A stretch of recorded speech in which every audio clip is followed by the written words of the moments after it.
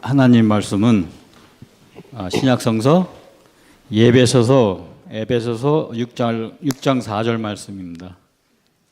신약성서 에베소서 6장 4절 말씀.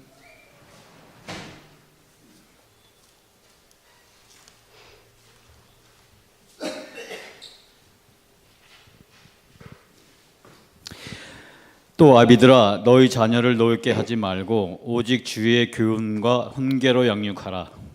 아멘. 아멘. 호랑이는 죽어서 가죽을 남기고 사람은 죽어서 자식을 남긴다. 그런 유명한 말이 있습니다. 제가 한 말이거든요. 자식이 잘 되기를 바라는 마음, 자식을 가진 모든 부모님들의 한결같은 마음입니다.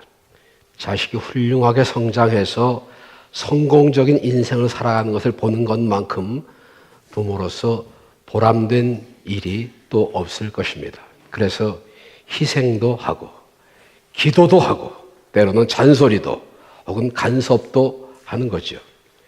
자식이 잘 되는 것이 부모의 최대의 소원이고 삶의 목적을 거기에 두는 부모님들도 적지 않은데 자식들이 그런 부모의 마음을 이해하고 그 간절한 바람을 이루기 위해서 열심히 최선을 다해서 훌륭하게 성장해 준다면 얼마나 좋겠습니까?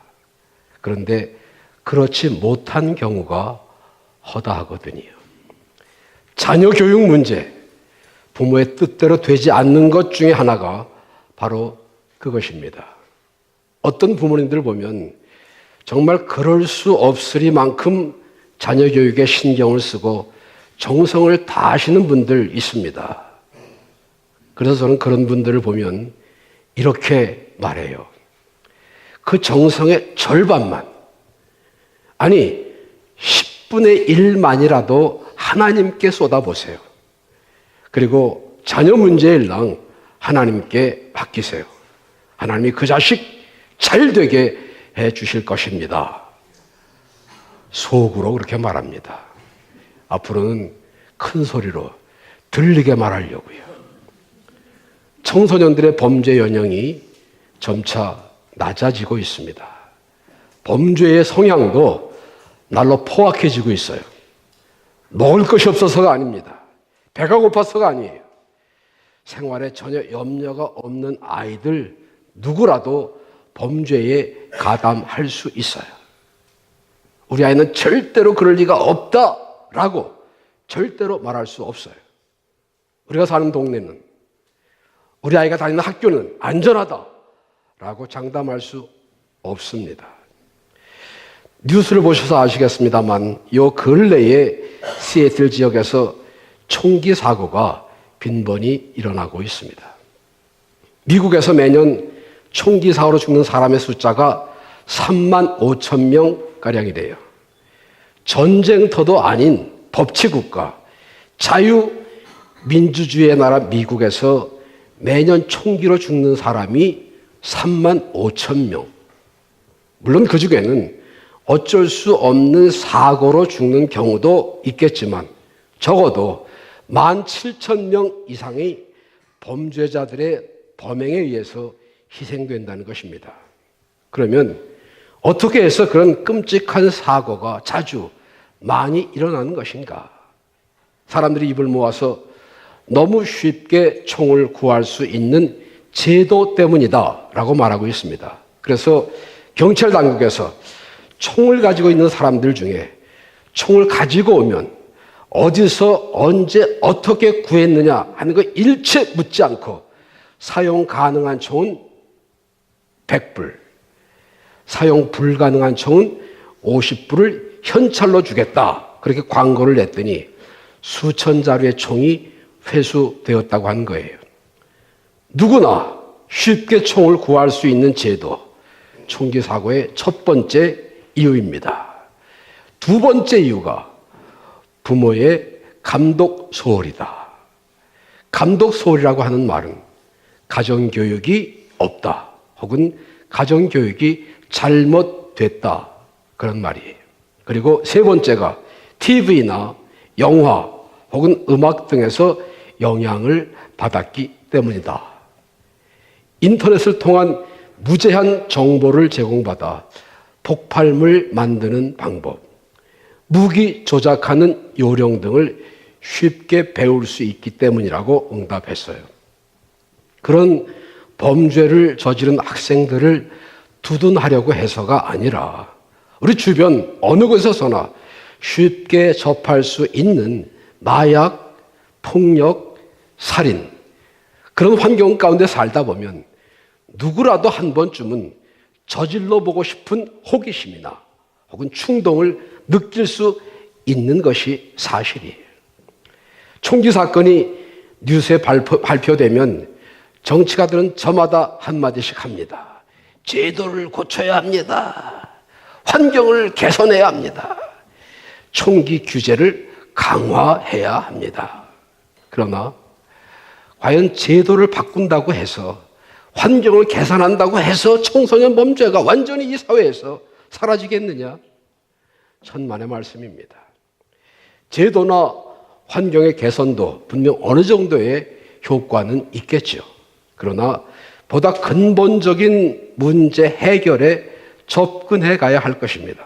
놀랍게도 수많은 청소년 범죄의 두 번째 이유가 부모에게 그 책임이 있다고 하는 사실입니다. 이 세상에 어떤 부모가 자기 자식이 사고나 범죄에 연루되는 것을 바라는 부모가 있겠으며, 그렇게 되었을 때에 좋아할 부모가 어디 있겠습니까? 만약 우리 자식이 그렇게 되었다면 제일 먼저 환장하고 기절할 사람들이 부모들 아니겠어요? 그런데 우리 부모님들, 기절하시기 전에 꼭 기억하셔야 할 것이 있습니다.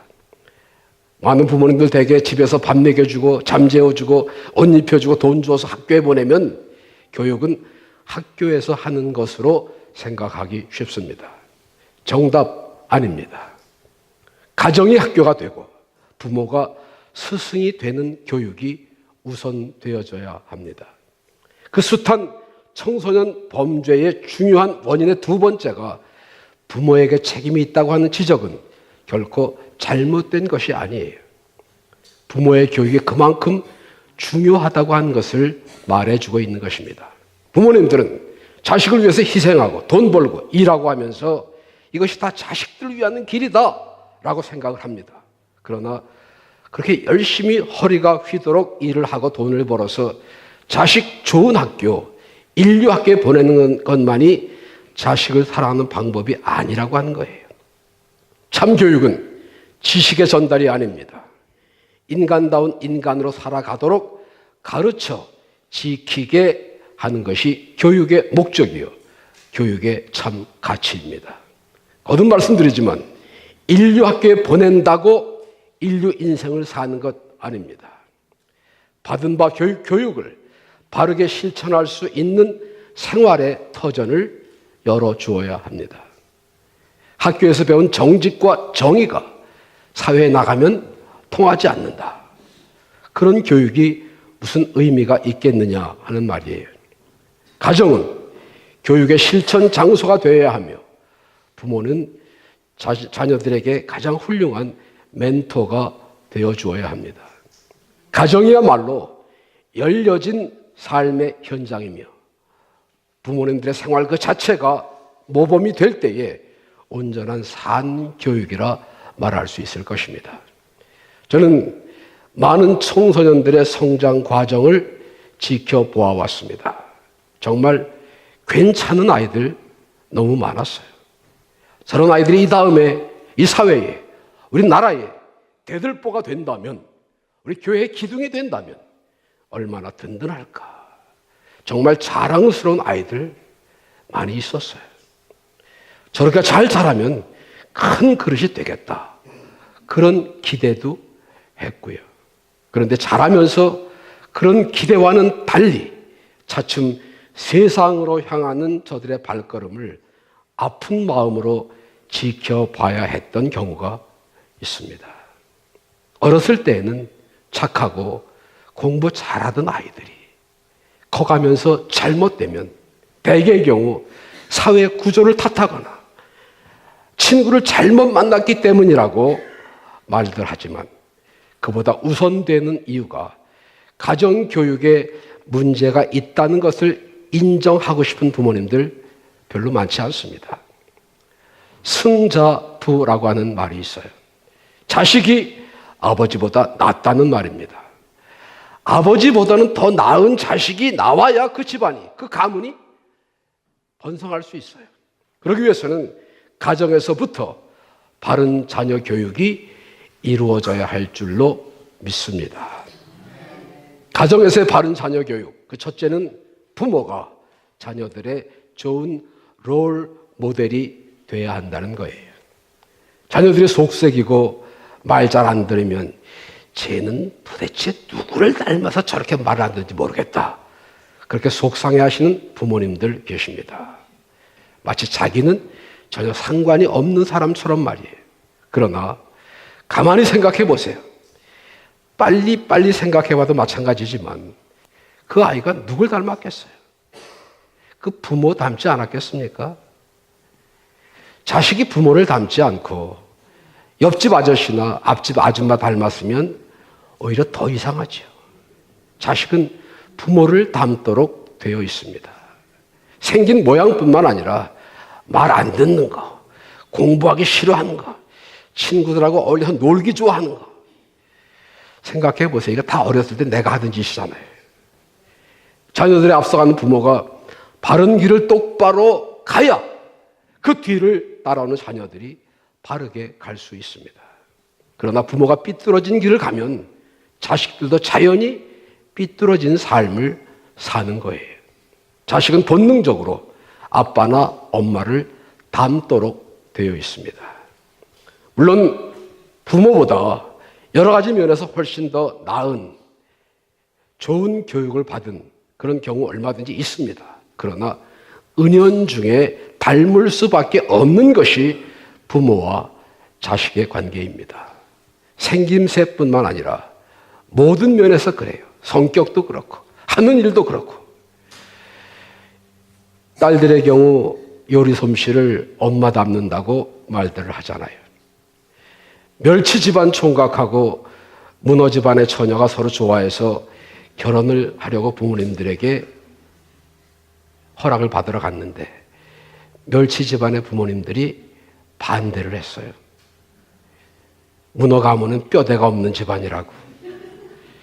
뼈대가 없는 집안하고 어떻게 사돈을 맺느냐. 맞는 말이에요. 옛날 어른들은 혼인을 할 때에 가문을 보고 결정을 하곤 했다죠.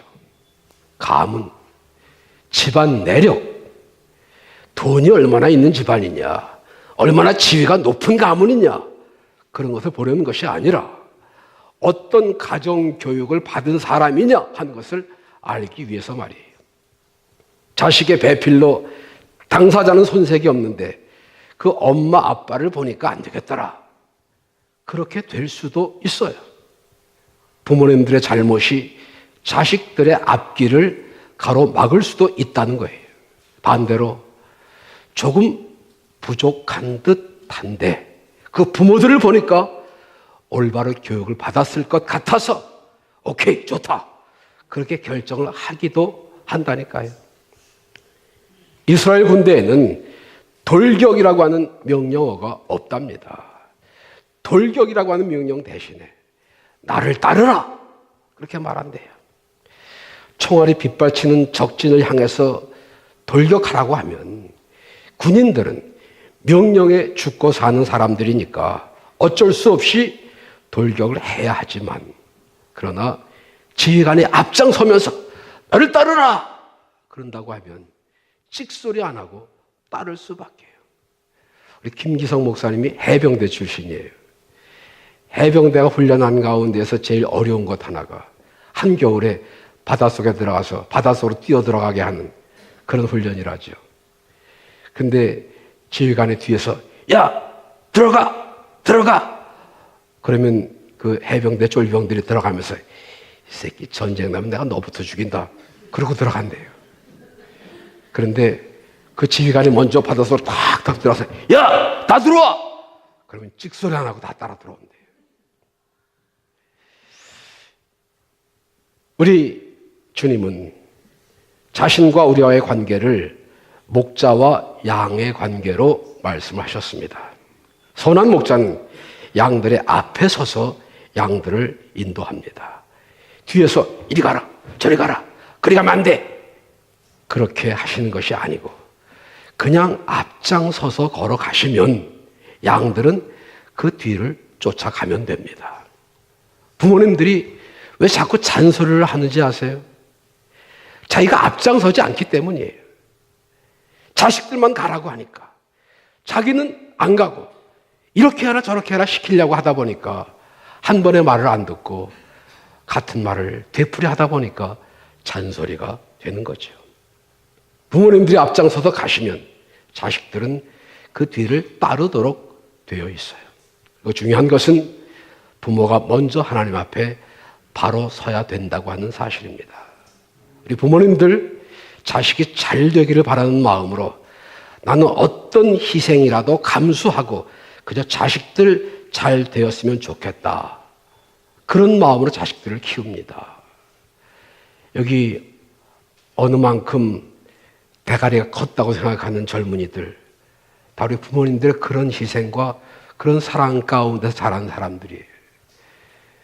나는 내가 잘나서 이만큼 컸다 이렇게 생각하면 안 된다는 말이죠. 그러나 어떤 희생이라도 나는 어떻게 되더라도 좋으니까 자식들만 잘 된다면 좋겠다. 그거는 성경적인 가르침은 아닙니다. 내가 잘 돼야 자식이 잘 될 수 있어요. 출애굽기 20장 6절에서 나를 사랑하고 내 계명을 지키는 자에게는 천대까지 은혜를 베푸느니라 라고 말씀했습니다. 내가 하나님을 사랑하고 계명을 지킴으로 해서 내 자손이 천대까지 복을 받게 된다는 말씀이에요. 나는 거지같이 살더라도 자식만 잘 되면 된다. 그게 아니라니까요. 내가 잘 돼야 자식이 복을 받아요. 솔로몬 임금이 하나님 앞에서 범죄했습니다. 그렇게 지혜롭고 하나님의 은혜를 많이 받은 사람인데도 때때로 곁길로 가기도 합니다. 하나님이 솔로몬에 대해서 진노하셨어요. 그리고 이렇게 말씀하십니다.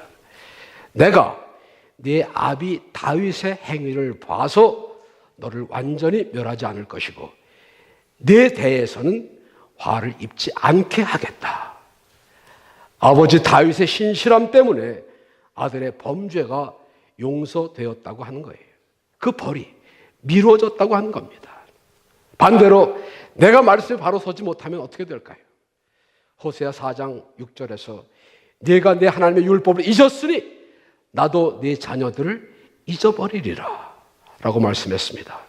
부모님들이 하나님 앞에 바로 서면 하나님이 부모에게 은혜를 주실 뿐만 아니라 그 자녀들을 축복해 주시겠지만 부모들이 하나님을 멀리하고 게을리하고 말씀을 순종하지 않으면 그 자녀들이 하나님께로부터 버림받게 된다는 것을 분명히 가르쳐 주신 말씀입니다.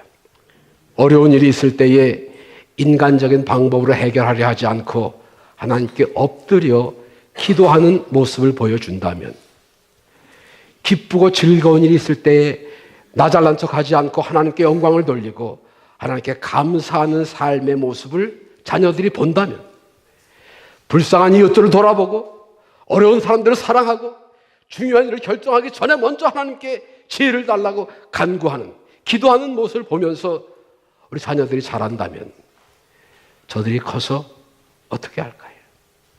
아이들은 본대로 하거든요. 그 부모를 닮는다고 해요. 그리고 셋째로 주의 말씀을 가르쳐야 합니다. 잠언 22장 6절에 마땅히 행할 길을 아이에게 가르치라. 그리하면 늙어도 그것을 떠나지 아니하리라 라고 기록하고 있습니다. 영어 성경에는 Train a child in the way he should go.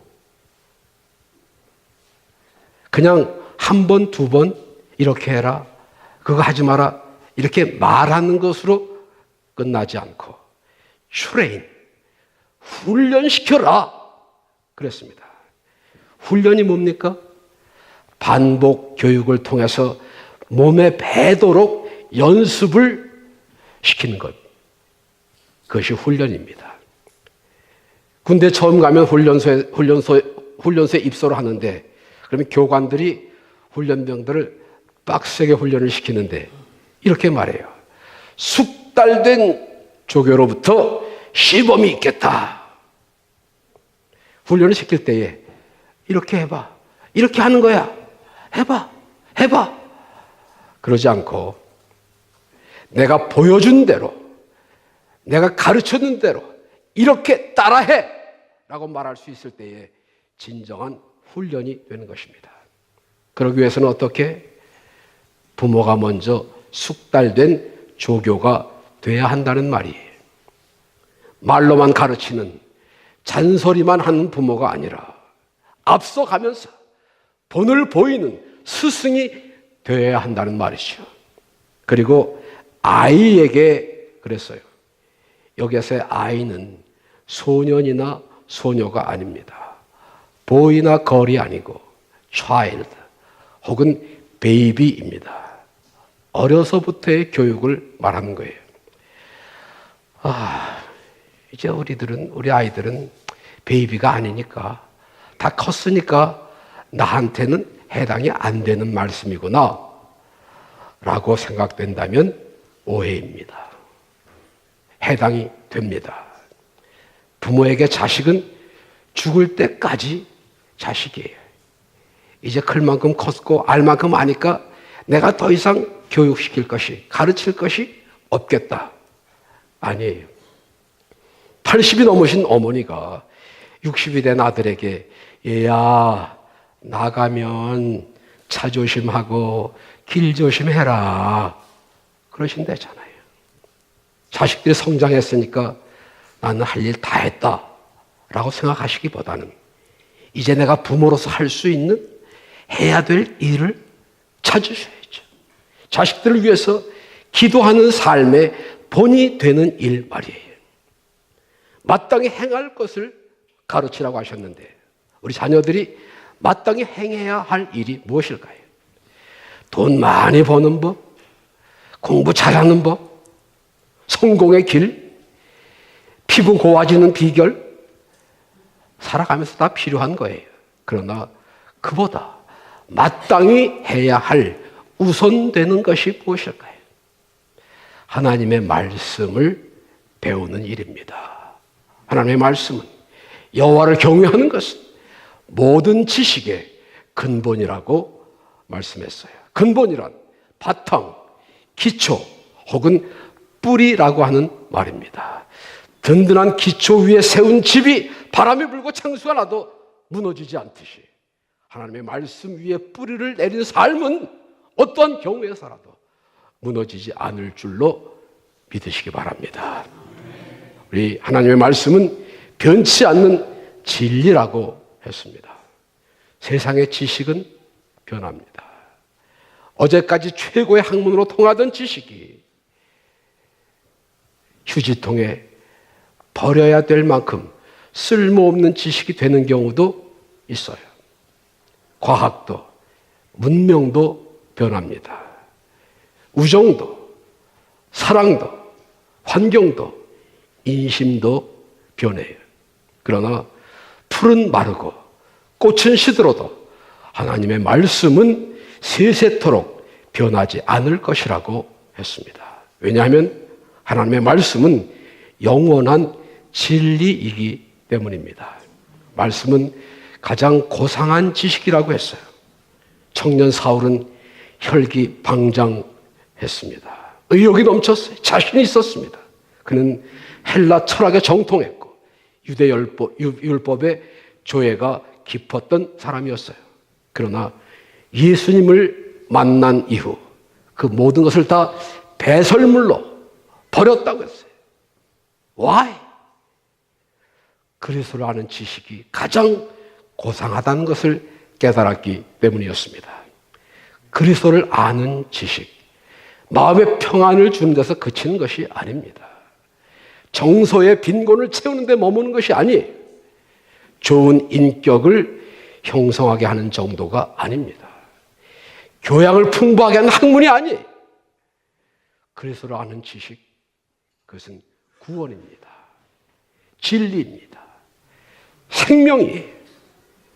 그리고 그리스도를 아는 지식은 하나님의 말씀에서 비롯됩니다. 우리 사랑하는 자녀들에게 하나님의 말씀을 심어주어야 할 분명한 이유가 바로 거기에 있습니다. 하나님의 말씀이 바탕이 되지 않은 상태에서 지식이 주어지면 오히려 그 지식을 나쁜 일에 팔아먹는 고급 사기꾼 되기 쉽고, 하나님을 두려워하는 믿음이 없이 권력을 손에 잡으면 어렵고 가난한 사람들에게 횡포를 일삼는 허가받은 도적이 될 수 있는 가능성 얼마든지 있습니다. 책이나 학문을 통해서 우리는 새로운 지식을 얻을 수 있습니다. 그러나 그 지식을 바르게 사용할 수 있는 방법을 아는 것이 지혜예요. 그리고 지혜는 하나님께로부터 오는 것이고, 누구든지 지혜가 부족하면 후히 주시고 꾸짖지 아니하시는 하나님께 구하라고 성경은 말씀하고 있습니다. 5월은 가정의 달입니다. 그리고 오늘은 어린이 주일이에요. 어린이 하면 귀여움, 순진함, 내일의 희망, 미래의 주인공, 그런 단어들이 얼른 떠오릅니다. 사랑스러운 우리 자녀들이 그 귀여움과 순진함, 내일의 희망과 푸른 꿈을 이어갈 수 있도록 이끌어주고 도와주는 것이 바로 오늘 우리 부모님들의 몫입니다. 사랑하는 자녀들을 위해서 부모로서 우리가 해야 할 일, 할 수 있는 일이 무엇일까요? 오늘 본문 말씀에서 아비들아, 너희 자녀들을 노엽게 하지 말라. 오직 주의 교양과 훈계로 양육하라 라고 말씀했습니다. 아직 어리다고 해서, 아무것도 모른다고 해서 함부로 하지 말고, 섭섭한 마음을 갖게 하지 말고, 상처 주지 말라. 오히려 주의 교양과 훈계로 양육하라. 바르게 잘 가르치라. 그런 말씀이죠. 자녀들을 사랑하세요. 잘 보살펴 주세요. 그러나 자녀를 하나님보다 앞세우지는 마세요. 아브라함은 100세에 이삭을 얻었습니다. 100세에 얻은 자식, 얼마나 사랑스러웠겠어요. 눈에 넣어도 아프지 않고, 쥐면 꺼질까, 불면 날아갈까, 금이야 오기야 하고 키우는 중에 그 아들을 주신 하나님의 사랑을, 은혜를 깜빡했어요. 하나님이 아브라함을 부르셨습니다. 아브라함아, 네 아들 100세 독자 이삭을 번제로 바쳐라. 이 무슨 청천벽력 같은 말도 안 되는 소리. 그러나 돌이켜 생각하던 아브라함, 아하, 그랬었구나. 나도 모르는 사이 내가 아들 이삭을 하나님보다 더 사랑했었구나 하고 깨달았습니다. 다음날 아침 일찍 이삭을 데리고 모리아 산으로 떠납니다. 이삭을 막 번제물로 드리려고 하는 찰나 하나님의 예비하심을 경험하게 되고, 아들도 살리고 믿음의 조상이라고 하는 칭호도 얻게 되고, 그 자손들이 대대로 하나님을 섬기는 은혜를 입게 됩니다. 자녀들을 잘 가르치셔야 합니다. 사랑하는 자녀들이 가장 잘 되는 비결, 내가 좋은 부모가 되는 것입니다. 내 자식들이 정말 잘 되기를 바라세요? 그러신다면 잘 들으세요. 잔소리하고 야단치고 이리 왔다 저리 갔다 하지 말고, 상황이 어떻게 변하든 환경이 어떻게 달라지든 흔들림 없이, 변함 없이 꾸준히 그냥 앞서 가세요. 먼저 좋은 부모가 되세요. 그것이 자녀들을 진정 사랑하는 방법이요, 나의 자녀들이 잘 되는 확실한 길입니다. 자녀들은 부모의 종속물이 아니고 하나님께서 그 가정에 부모에게 주신 가장 큰 축복의 선물입니다. 그 귀한 선물을 주신 하나님께 감사하면서 그 선물을 주신 목적대로 살아가게 하는 것이 부모의 의무요, 책임이요, 또한 보람입니다. 내가 시키고 싶은 것, 내가 원하는 대로가 아니라 하나님의 마음에 합한 사람으로 살아갈 수 있도록 가르치는 것이 가장 가치 있는 바른 자녀 교육입니다라고 하면 아무도 아멘 안 하실 테니까 그런 줄로 믿습니다. 이렇게 힘들게 설교를 해야 되나 내가 꼭. 그래도 할렐루야. 그와 같은 바른 자녀 교육은 가정에서 부모님을 통하여 이루어지며 하나님의 섭리와 성령님의 도우심의 역사로 열매를 맺게 될 줄로 믿습니다. 그러므로 좋은 자녀는 태어나면서 되는 것이 아니라 좋은 부모가 그렇게 기르는 것이며 훌륭한 자녀, 유능한 자녀, 존경받고 쓰임받는 자녀는 어느 날 우연히 저절로 되는 것이 아니라 좋은 부모님의 바른 교육의 결실이라는 사실을 깨달으시면서 그렇게 되기 위해서 우리들이 내가 먼저 좋은 부모가 되겠다라고 결단하신 시간이 되시기를 주님의 이름으로 축원합니다. 기도하시겠습니다.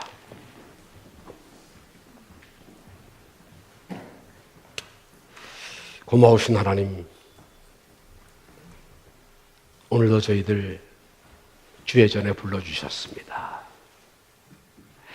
감사하는 마음으로 주의 전에 모였습니다. 하나님께 예배드리는 마음으로 여기에 함께 했습니다.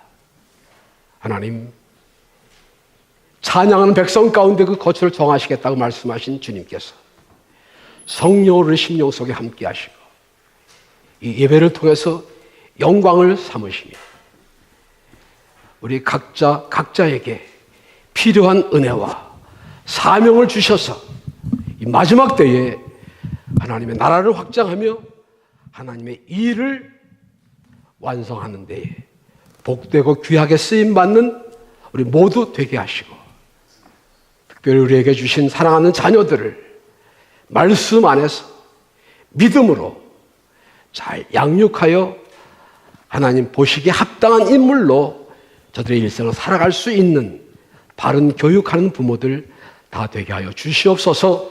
예수님 이름으로 기도하옵나이다. 아멘.